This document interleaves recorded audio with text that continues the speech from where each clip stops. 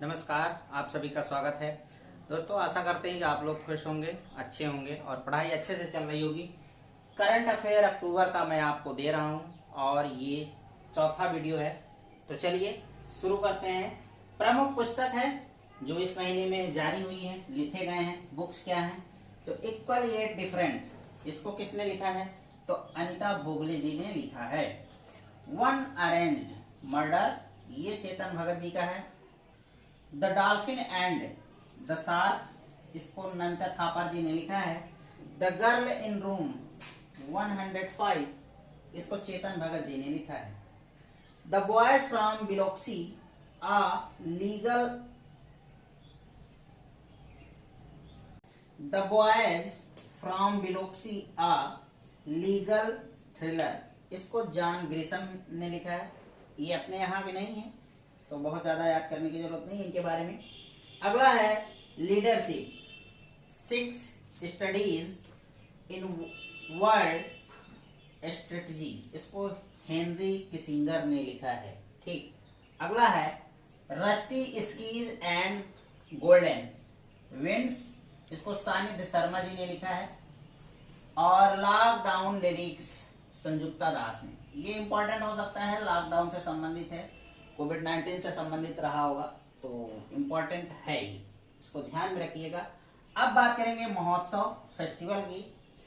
राष्ट्रीय विज्ञान फिल्म महोत्सव 2022, इसका संस्करण था 12वां और स्थान है भोपाल। बस इतना याद रखना है, बाकी कुछ नहीं आपको याद रखना है।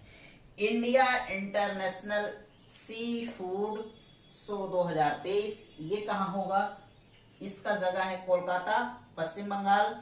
इसमें होता क्या है कि भारत जो है अपने समुद्री जो उत्पाद हैं उनके निर्यात बढ़ाने का प्रयास करता है। डिफेंस एक्सपो, स्थान है गांधीनगर, गुजरात, संस्करण है 12वां। इसमें क्या होगा कि भारत के जितने भी रक्षा से संबंधित साजो सामान हैं उनका प्रदर्शन किया जाएगा और वहां अधिकारी और देश विदेश के लोग आते हैं। तो बस इतना ही है इसमें जानना। 7वां प्रवासी भारतीय दिवस 2023 कहाँ आयोजित होगा? तो इंदौर में आयोजित किया जाएगा। अतिथि कौन होगा? इंपॉर्टेंट है, आपसे पूछा जाएगा। प्रविंद जगन्नाथ जी मॉरिशस के हैं, ये प्रधानमंत्री, तो ये पूछा जाएगा जरूर, तो इसको ध्यान रखिएगा, ये इंपॉर्टेंट है। और अगर बात करें कि प्रवासी भारतीय दिवस मनाया क्यों जाता है, तो 1915 में महात्मा गांधी जी अफ्रीका से लौट कर आए थे, तब उन्हीं की याद में ये सब मनाया जाता है, बस और कुछ ज्यादा नहीं है। ऑपरेशन और अभियान के बारे में बात करेंगे, ये इंपॉर्टेंट होता है आपकी परीक्षा की दृष्टि से। ऑपरेशन अभियान क्या है? जो आपस में एक दूसरे देश अभ्यास करते हैं, युद्धाभ्यास करते हैं, ये वेरी इंपॉर्टेंट है। पिच ब्लैक 2022, इसमें कुल 16 देशों ने भाग लिया।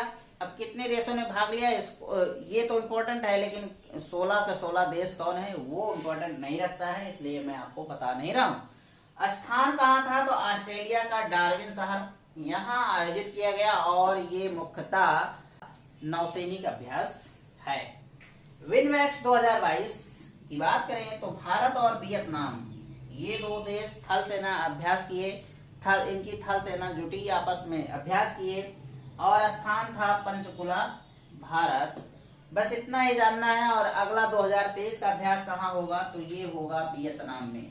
ये अभी इतना याद करने की जरूरत नहीं है, 2023 में उसका करंट अफेयर जारी होगा तो उसके लिए भी बताया जाएगा। तो आगे देखिए, उदार शक्ति युद्धाभ्यास 2022 में हुआ था भारत और मलेशिया के बीच में, ठीक है, और ये वायुसेना का अभ्यास था। स्थान कुआंतान, मलेशिया में है।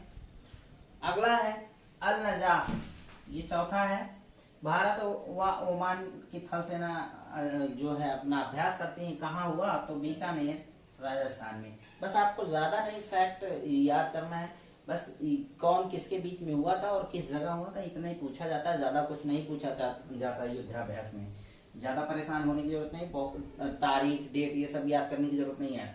वज्र प्रहार 2022 की अगर बात करें तो भारत और अमेरिका के थल सेना ने अभ्यास किया कहाँ? बकलोह और हिमाचल प्रदेश। बकलोह और हिमाचल नहीं, बकलोह ही हिमाचल प्रदेश में है और ये वेरी इंपॉर्टेंट है। आपके पेपर में 100% बनने वाला है। ऑपरेशन यात्री सुरक्षा, ये क्या है? ये रेलवे ने एक विशेष मिशन चलाया है जिससे लोगों को फायदा हो। जैसे रास्ते में लूट पाट लिया जाता है, ट्रेन में लूट पाट लिया जाता है, जहर खुरानाओं के द्वारा जहर दे दिया जाता है, कोई कमा के आ रहा है उसकी 6 महीने का जमा पूंजी साफ कर देते हैं। तो ये सब घटनाएं ना हो पाए इसलिए 24 घंटे लगातार सेवा देगी रेलवे विभाग, यही है। अभ्यास एमपीएक्स जो है भारत और जापान के बीच हुआ और ये नौसेना का अध्यक्ष था। हुआ कहाँ? तो अंडमान निकोबार द्वीप समूह वहां, और ये है भारत का क्षेत्र। अब आप लोग समझ ही जाएंगे, बस इतना ही पढ़ना है। मिग 21 भाई बहुत ही दुर्घटनाग्रस्त हो रहा है। पिछले 1.5 साल में 6 मिग 20 दुर्घटनाग्रस्त हो गए और इसमें 5 पायलट भी मारे गए। मिग 21 जो है 1963 में भारत की वायुसेना में शामिल किया गया था और इसे दिया कौन था? तो यूएसएसआर, मतलब रूस ने। उस समय यूएसएसआर इसको बोला जाता था।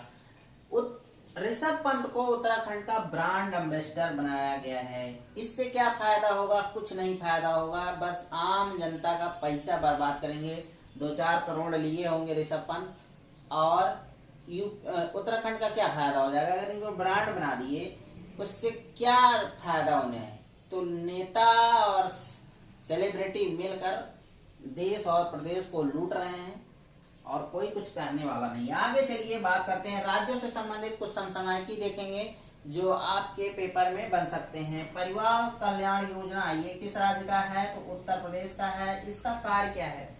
परिवार कल्याण योजना के तहत एक कार्ड बनाएंगे और उस कार्ड के माध्यम से आपको ट्रैक किया जाएगा आपके परिवार में कितने लोग सर्विस में हैं या नहीं हैं या बेरोजगार हैं। तो उसी हिसाब से आपको सरकारी योजनाओं का लाभ दिया जाएगा। अगर आपके पास रोजगार नहीं है तो रोजगार देने का प्रयास किया जाएगा। बस यही मुख्य उद्देश्य है उत्तर प्रदेश सरकार का, और ये एक कह सकते हैं कि अच्छा तरीका है। राजीव गांधी ग्रामीण ओलंपिक खेल, बहुत अच्छी बात है कि गांव में भी ओलंपिक खेल कराए जाएं तो भारत विश्व स्तर पर अच्छा खेल प्रदर्शन कर सकता है धीरे धीरे। तो ये अभी पहली बार हुआ था, इसमें ये राजस्थान की योजना है और राजस्थान में होता है। गहलोत जी थे इसका उद्घाटन किए। बस इतना ही जानना है। इसमें छोटे मोटे खेल थे, जैसे क्रिकेट था, वॉलीबॉल था, टेनिस था, यही सब था। तो आपको खेल को याद नहीं रखना है, बस ये याद रखना है किस राज्य का। झारखंड जनजाति महोत्सव 2022 का मनाया गया। बात करें तो यह किया कहाँ गया? तो मोरहाबादी मैदान जो रांची में है, तो वहां इसका आयोजन किया गया। बस इतना ही जानना है आपको।